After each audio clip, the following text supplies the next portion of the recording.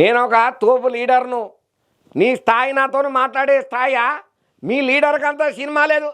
నువ్వేమనివా? మీ లీడర్కే అంత సినిమా లేదు. ఏం మాట్లాడుతున్నారు? మా లీడర్తో పోల్చుకునేకే కాదు అని ఇట్లా ఒక ఇద్దరు లీడర్లకు సంబంధించినటువంటి నాయకులు పోస్టుల మీద పోస్టులు, వైరల్ల మీద వైరల్ కంటెంట్లు పెట్టుకుంటా కామెంట్లతోనే కాంట్రవర్సీ చేస్తున్నారట. మరి ఇంతకు ఎవరి గురించి ఈ ఇద్దరు కొట్టుకుంటున్నారు, లొల్లి పెట్టుకుంటున్నారు చూద్దాం బాండ్రి.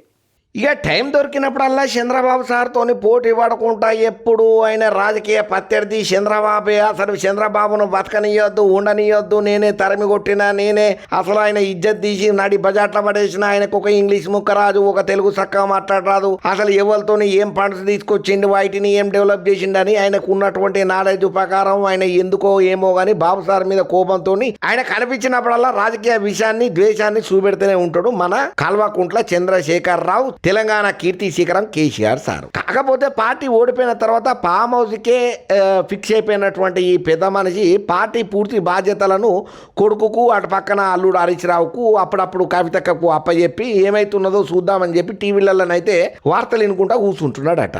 పత్తానికైతే అజ్ఞాతంలో ఉన్నట్టే ఉంటున్నాడు. అసెంబ్లీకి అత్తడు అనుకున్నాం కానీ మొన్నట్లు వచ్చిండు, మళ్ళీ డ్రాప్ అయిపోయిండు. ఇక దీని మీద రేవంత్ సర్కార్ అయితే గట్టిగానే ఛాలెంజ్లు చెప్తున్నది. నీకు దమ్ము ధైర్యం ఉంటే అసెంబ్లీలోకి వచ్చి మాట్లాడంటే ఇక తెల్లారి నుంచి కేసీఆర్ సార్ గట్టిగా అసెంబ్లీలో అలర్ట్ అవుతాడు అనుకున్నాం కానీ మళ్ళీ అసెంబ్లీకి అయితే పోలేదు. మళ్ళీ షాప్గా ఫామ్ హౌస్లోనే ఫిక్స్ అయిపోయిందట. సరే, ఇప్పుడు ఈ ముచ్చట ఏమయ్యానంటే కేసీఆర్ సార్ ఒక మాట మాట్లాడింది. ఇది ఇప్పుడు రాజకీయంగా పెద్ద చర్చకు రచ్చకే దారితీస్తున్నదయ్యా.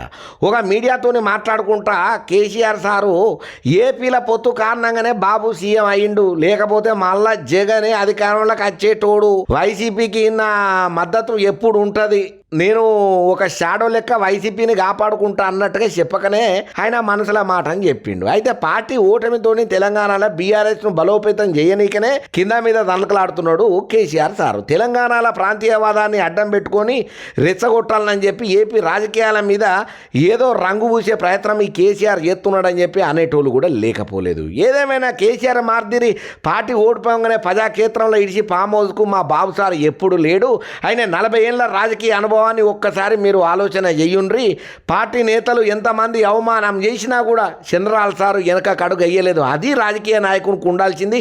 అసెంబ్లీలకు పోయి పోరాటం చేసేది తప్ప నీ లెక్క ఫామ్ హౌస్లో వండలేదని చెప్పి చంద్రలాల్ సార్ తాలూకా అభిమానులు అయితేనేమి, తెలుగు తమ్ముళ్ళు అయితేనేమి కేసీఆర్ సార్కు కౌంటర్ల మీద కౌంటర్లు ఇయ్యబట్టిండ్రు. గెలిచిన ప్రత్యర్థి పార్టీ విజయాన్ని అంగీకరణ చేసిండు. ప్రజా తీర్పును గౌరవం చేసి అసెంబ్లీకి వచ్చి ఆయనతో పాటు ఆయన భార్యకు అవమాన భారాన్ని కూడా మోసే పరిస్థితిని తెచ్చుకున్నారు. అయినా ఓటమికి తల వంచలేదు మా బాబు సారు, అవమానాలకు కుంగిపోలేదు మా బాబు సారు. ప్రజాక్షేత్రాన్ని ఇడిచి నీ లెక్క ఫామ్ హౌస్కు పోలేదయ్యా. వైసీపీ వంటి నియంత పాలనకు ఎదురొడ్డి నిలబడ్డాడయ్యా. జైలు పాలయ్యిండయ్యా మా చంద్రలాల్ సారు. ఆయన గురించా నువ్వు మాట్లాడేది? ఆయన వెనకడికి ఎప్పుడు వేయలేదు, నీ లెక్క ఫామ్ హౌస్లకే పరిమితం కాలేదు. 6 పదల వయసులలో కూడా మళ్ళిన ముసలాడు అంటూ ఐసీపీ నేతలు కింద వర్తున్నా, అడ్డమైన మాటలు అంటున్నా, అనరాని మాటలతోని తీటినా కూడా 40 ఏళ్ళ అనుభవం ఉన్న 4 సీట్లు లేని పార్టీల పొత్తు కోసం వెంపర్లాడుతున్నదయ్యా అంటూ వైసీపీ నేతలు ఎంత ఎడ్డిచ్చినా కూడా చంద్రలాల్ సార్ వెనకాడికి వెయ్యలేదు. పొరుగు రాష్ట్రాల నాయకులతో కలిసి జగన్ చేస్తున్న శరసాటు రాజకీయాన్ని ఒంటరిగానే ఎదుర్కొన్నాడయ్యా. పొత్తుతోని విజయం సాధించిండు, దట్ ఈస్ చంద్రలాల్ సార్ అని చెప్పి గట్టిగానే తారీఫ్ చేస్తున్నాడు. ఇక నువ్వు ఎప్పుడో ఒకసారి మైక్ ముందరకు వచ్చి పబ్లిక్ నిన్ను నమ్మి ఓట్లు వేసిల్లన్న సంగతి మర్చిపోయి నువ్వు నీ ఇష్టం వచ్చినట్టు ఫామ్ హౌస్కు వండుకుంటా చంద్రలాల్ సార్ నన్నుడు ఎక్కడదని చెప్పి ఇట్లా రకరకాలుగా ఎవరికి దోచినట్టు వాళ్ళైతే గట్టిగానే కౌంటర్లు అటు ఇటు పడుతున్నాయ్యా. ఏదేమైనా కూడా అనవసరంగా మనం మాటలు మాట్లాడి లేనిపోని కాంట్రవర్సీలో ఇరుకుడు తప్ప ఎందుకు? అసలు తెలంగాణలో భవిష్యత్తు ఏంటి, తెలంగాణలో ప్రయోజనాలు ఏంటిది, తెలంగాణలో నేను ఎట్లా అధికారంలోకి రావాలని చెప్పి కేసీఆర్ ఆలోచించాలి తప్ప పక్క రాష్ట్రం సీఎం మీద ఎత్తే మనకేమవుతుందని కొంతమంది కాంట్రవర్సీ కామెంట్లు కూడా చేస్తున్నదయ్యా. ఏదేమైనా కేసీఆర్ అయినా చంద్రలాల్ సార్ అయినా ఇద్దరు సమ ఉజ్జులయ్యా. అటు ఆయన పాలన ఇటు ఈయన పాలన ఇద్దరు పోటాపోటీగా చేసి రాజకీయంలో అంచెలంచెలుగా ఎదిగిన వ్యక్తులు. అందుకే మన రాజకీయంలో ఒక ముచ్చట వినబడుతూనే ఉంటుంది ఎప్పుడు. ఈ రాజకీయ జీవితంలో ఎప్పుడు శాశ్వత శత్రువులు కానీ శాశ్వత మిత్రులు కానీ ఉండరు అని. ఇవాళ తిట్టిన వాళ్ళు రేపు సన్మానం చేస్తారు, ఇవాళ సన్మానం చేసిన వాళ్ళు రేపు తిడతారు.